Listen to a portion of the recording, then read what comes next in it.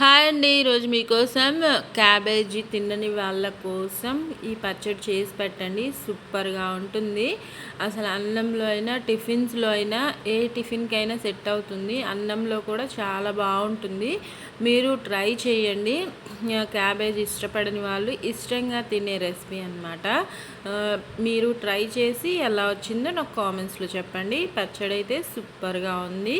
ఇప్పుడు ఇంగ్రీడియంట్స్ చూద్దాము. పచ్చిమిర్చి ఒక 100 గ్రామ్స్, క్యాబేజీ ఆకులు ఒక 100 గ్రామ్స్, ఇంకా ఉల్లిపాయ వేయట్లేదు. ఈ 2 టొమాటోస్ తీసుకున్నాను.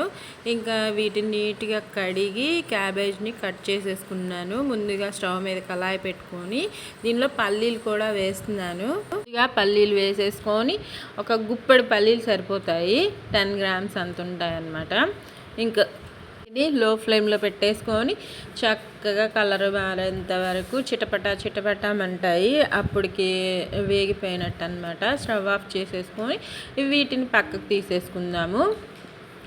వేరుశనగ పప్పుని పక్కకు తీసేసుకొని ఇంకా మిగిలిన ఇంగ్రీడియంట్స్ ఉన్నాయి కదా, వాటిని ఫ్రై చేసుకుందాము ఇదే కళాయిలో. ఇంకా ఏ కర్రీ ఏ ఫ్రై చేసినా ఒక్కదాన్ని యూస్ చేయడము నాకు అలవాటు. అంటే కాస్త లైట్గా వాష్ చేసేసుకొని నెక్స్ట్ కర్రీకి యూజ్ చేసుకుంటాను అనమాట. ఇంకా పల్లీని పక్కకు తీసేసుకొని ఇంకా దానిలోనే ముందుగా పచ్చిమిర్చి వేస్తున్నాను. కడిగేసి పచ్చిమిర్చి వేసుకొని పచ్చిమిర్చి కాస్త ఫ్రై అయ్యాక లో ఫ్లేమ్లోనే పెట్టుకోండి. ఆయిల్ ఒక 2 స్పూన్స్ అంత వేసుకోండి. పచ్చిమిర్చి వేసాక సరిపోతుంది. ఎందుకంటే పచ్చిమిర్చి నీట్గా ఫ్రై అయితే మనకి అంత స్పైస్ అనిపించదు. పచ్చడి అంటే స్పైసీగానే ఉండాలి. సూపర్గా ఉంటుంది. ట్రై చేయండి.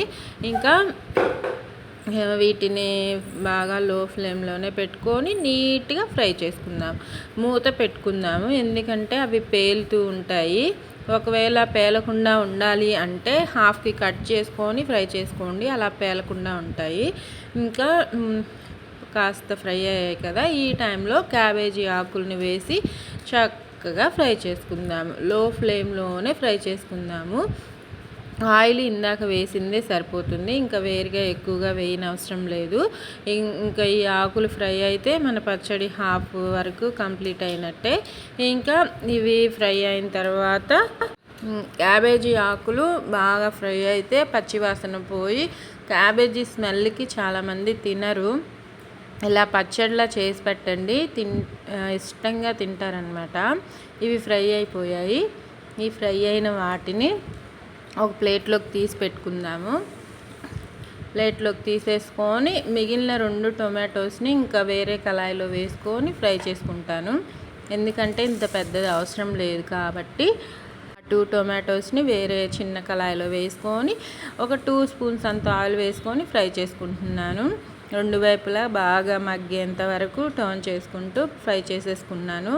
ఇంకా ముందుగా నేను దీనిలో వేరుశనగ పప్పు వేసి మెత్తగా పౌడర్ చేసేసుకున్నాను. దాంట్లోనే ఇప్పుడు చింతపండు వేస్తున్నాను. చింతపండు ఇది ఉంది కదా, పచ్చిమిర్చి, క్యాబేజీ, టొమాటో ఈ 3 మొత్తంగా వేసుకొని వాటర్ కాస్త పెడితే వేసుకోండి, పడతాయి వాటరు. కొద్దిగా వేసుకోండి, మరీ జారుగా పట్టుకోవద్దు. ఇలా ముద్దలా ఉంటేనే ఈ పచ్చడి బాగుంటుంది. టిఫిన్స్లోకి అయితే కాస్త జారుగా పట్టుకోండి, ఇబ్బంది ఏం లేదు, బాగుంటుంది. తాలింపు కోసము పాన్ పెట్టేసుకొని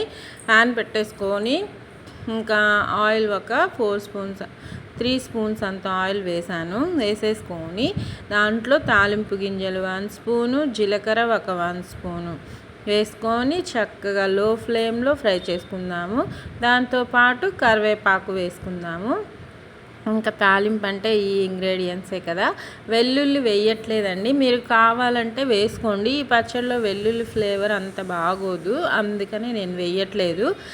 యాజ్ టీజ్గా నేను ఎలా చేశానో అలానే చేయండి. పచ్చడి అద్దిరిపోతుంది, సూపర్గా వస్తుంది. టేస్ట్ బాగుంటుంది, టెక్స్చరు బాగుంటుంది, హెల్త్ కూడా చాలా బాగుంటుంది. మీరు ట్రై చేయండి. కరివేపాకు వేసాను, తాలింపు అయితే ఫ్రై అయిపోయింది. ఇంకా మన పచ్చడిలో మిక్స్ చేసేసుకొని ఇంకా సర్వ్ చేసుకోవడమే. నేనైతే అన్నంలోకి చేశాను అనమాట.